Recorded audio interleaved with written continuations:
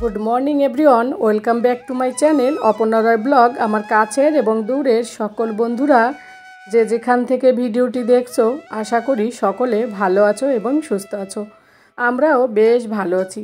আজ না ঘুম থেকে উঠেছি অনেকটা সকালবেলা, সেই 5টার সময়, জানো তো। কেন উঠেছি সবটাই তোমাদের সঙ্গে বলবো। আর যদিও আমি কাল কি কাজ করব সেটা তার আগের দিনই প্ল্যান করে ভেবে রেখে কাজ করি, না হলে আমার কাজের একটু লেট হয়। কি কাজ করব এরপরে এটা ভাবতেই সময় চলে যায়। তো যাই হোক, সকালবেলা ছেলেকে টিফিন করে স্কুলে পাঠিয়ে দিয়েছি। আর ওকে না টিফিনে সকালে তো খেতেও চায় না, জোর করে একটুখানি আমি হাতে খাইয়ে দিই তবেই খায়। আর এখন যদি সকালে না খেয়ে যায় আর ওদের টিফিন হয় সেই 10টা-11টা নাগাদ, ততক্ষণে ওরও পেটের অবস্থাও খারাপ হয়, মাঝখানে খেতেও পারে না। কিন্তু সকালবেলা ওর বরাবরই খাওয়ার অভ্যাসটা নেই বললেই চলে। কিন্তু ক্লাস 3তে ওঠার পর থেকে একটু একটু করে ওকে খাওয়ানো শেখাচ্ছি, কারণ সকালবেলা খালি পেটে বেশি সময় থাকা তো ঠিক না, তাই না? তো যাই হোক, তারপরে একটু ঘরে দই বানিয়ে নিলাম, দই বানিয়ে নিলাম বলছি। বানাতে দিয়ে তারপরে এই যে টোস্টগুলো কাটা হয়নি সেগুলো একটু কেটে একটু ডাব্বার মধ্যে রেখে দিলাম, কারণ চা খাওয়া হয় না, সেই জন্য টোস্টগুলো সেইভাবেই পড়ে রয়েছে। আগে তো প্রচুর পরিমাণে দুধ চা খেতাম, এখন সেই চা খাওয়ার পরিমাণটা একটু কমিয়ে দিয়েছি। আর এদিকে পেঁয়াজ, ধনে পাতা, তারপর একটা পটল ছিল ঘরে, আর কোনো সবজি ছিল না, একটা পটল ছিল, পটলটার নষ্ট হয়ে যাবে। তো চিন্তা করলাম একটা পটল দিয়ে কী হবে, তাহলে খোসাটা ভালো করে ছাড়িয়ে দিয়ে ওর ভিতরে নরমটা পাতলা পাতলা করে কেটে এই বেসনের চিলা করব, সেই চিলার মধ্যে দিয়ে দিলাম। যদি একটু সিদ্ধ হতে টাইম লাগবে তো ঠিক আছে, কোনো অসুবিধা হবে না, ঢেকে ঢেকে করে নেব, সিদ্ধ ঠিক হয়ে যাবে। আর এদিকে দেখো প্যান কড়াইতে বসিয়েও দিলাম। আর প্যান কড়াইতে কিন্তু কোনো তেল বা ঘি আমি ইউজ করিনি।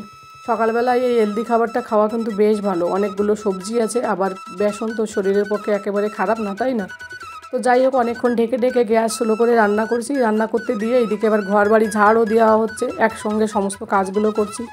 না হলে সকালের কাজ যদি এগিয়ে না করি জলদি, তাহলে কাজের ইয়েটা দেখবে সেইভাবে এগোয় না সারাদিনের কাজটা। তো ওই কারণে সকালবেলার কাজটা একটুখানি স্পিড থাকলে সারাদিনও স্পিড থাকে কাজে। তো যাই হোক, তারপরে এগুলো ব্রেকফাস্ট করে নেবো, এটা খেয়ে নেবো। খাওয়ার পর তোমাদের দাদাভাইয়ের জন্য ভেবেছি আলু পরোটা বানাবো।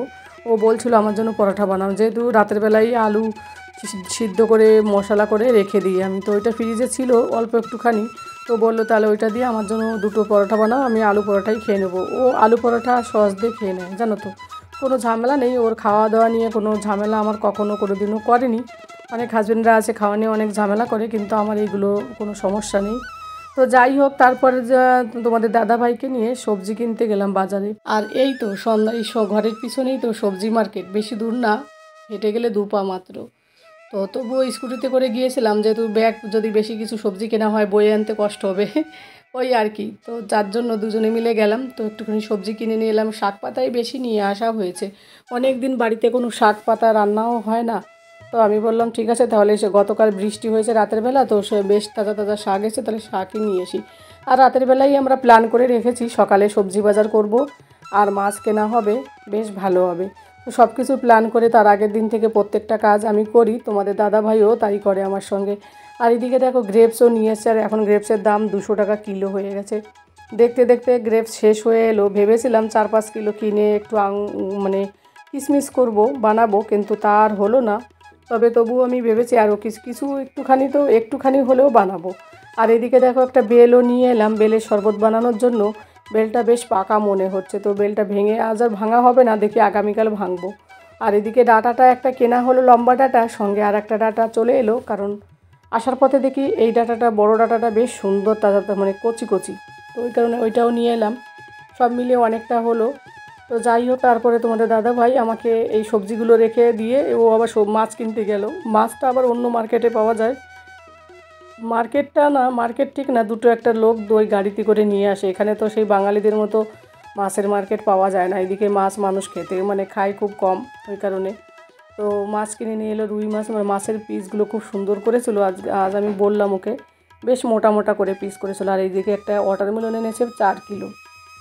তো আর আমি দুপুরের জন্য কি খাবো সেটাও তৈরি করে রেখে দিচ্ছি, ওই স্মুদি বানিয়ে। আর দেখো, কথা বলতে বলতে তোমাদের সঙ্গে আমার সবজি কাটা, ধোয়া, পরিষ্কার করে রাখা হয়ে গেল সব কিছু। আর এই বড় বড় ডাঁটা শাকের যে ডাঁটাটা না, ডাঁটাটা তো আলাদা কেটে রেখে দিয়েছি। আর ওই শাকটাকে ছোটো করে কচি কচি শাকগুলোকে রেখে দিয়েছি, সেগুলোকে একটু লবণ দিয়ে সিদ্ধ করব। এই কারণে সিদ্ধ করব, এইগুলো দেখবে যদি সরাসরি ভাজা হয় না তাহলে দেখবে কেমন যেন একটা খাড় খাড় ভাব আসে। তো একটু লবণ দিয়ে সিদ্ধ করে জলটা ফেলে দেবো, শাকটাও বেশ নরম হবে, খেতেও বেশ ভালো লাগবে। আমি ফেলে দিই না জানো তো, কোনো কিছু ফেলতে চাই না জলদি। তো রান্না করছি আর এদিকে মাছের তেল ছিটছে, আর আমার ঘন ঘন হাত চলছে গ্যাসে। রান্না করার সময় গ্যাসটা যদি আমার এরকম পরিষ্কার থাকে আমার কিন্তু বেশ ভালো লাগে, মনটা বেশ ভালো লাগে।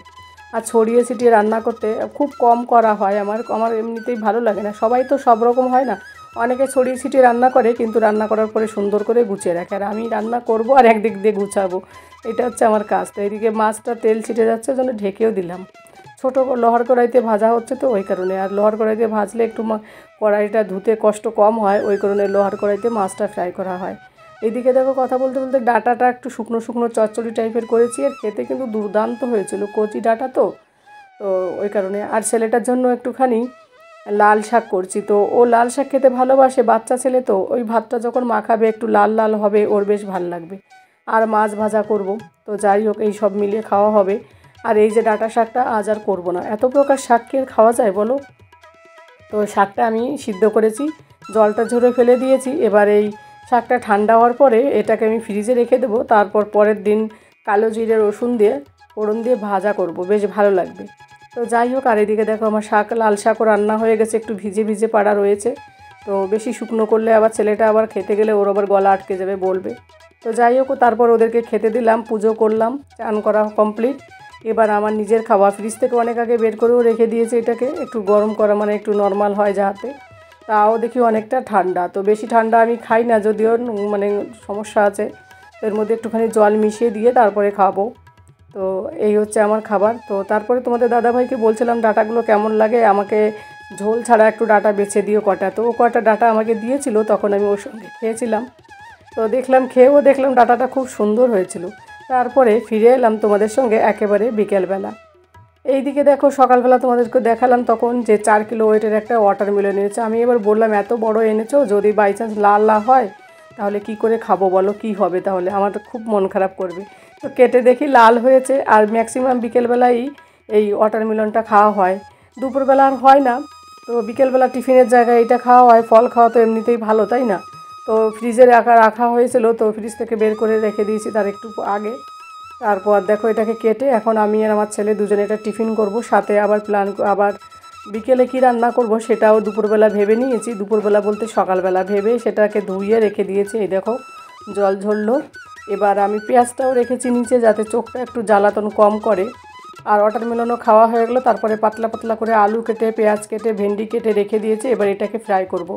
বাবুকে নিয়ে আবার একটু খেলতে বেরোতে হবে বাইরে, বিকেলবেলাও না বেরোলে খুব জ্বালাতন করে, বাচ্চা ছেলে তো ঘরবন্দি থাকতে চায় না।